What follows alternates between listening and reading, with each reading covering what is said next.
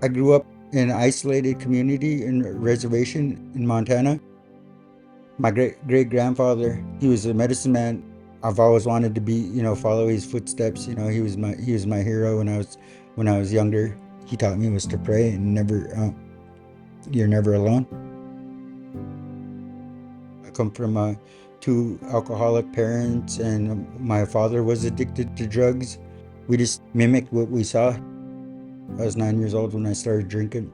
I was using marijuana. It quickly escalated into methamphetamines.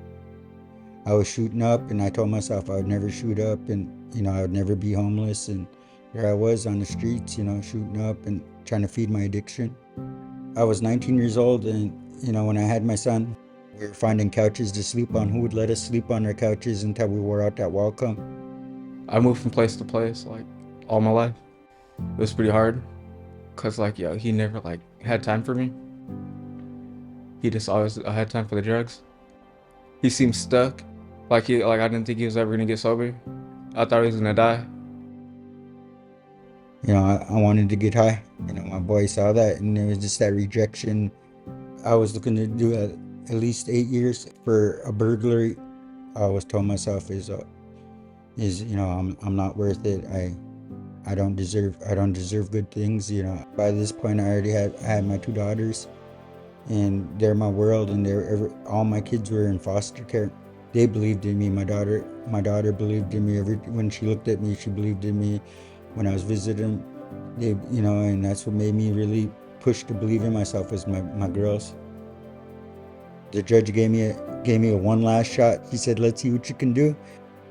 It led me to Coda, and when I was in Coda, there was these cards. I picked Transcending Hope up and I was reading it, and I was like, and the thing that stood out most, that really I liked about it, is it said you could have families. It was a long shot. I was like, man, wouldn't this be something if I could get into a house and with my kids? And we did the interview, man. I knew it was gonna be the right place. Mary was more than helpful. She ended up getting me a bunk bed and helped me with some funds, so that way all my kids could come stay there with my girls and my boys. And a place of my own, even if it was just a room, it was my own. It was my place, and it was a home. It was unreal.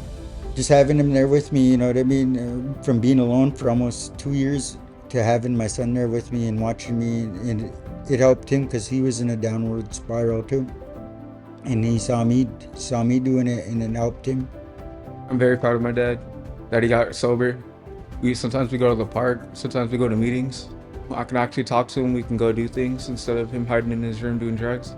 Yeah, where I thought he wasn't gonna come out, but he did. And the service is achievable goals, making sure we're busy in a good way, being engaged in the treatments or going to meetings or whatever walk of life each person was doing. They helped support it. I got into a culinary school that I applied for way back, but it happened while I was there. And so I was going to outpatient and culinary school, and I graduated while at Transcending Hope. I landed a job for Recovery Works Northwest, which is as their head chef. Giving back, that's my goals, is I want to give back to what was freely given to me.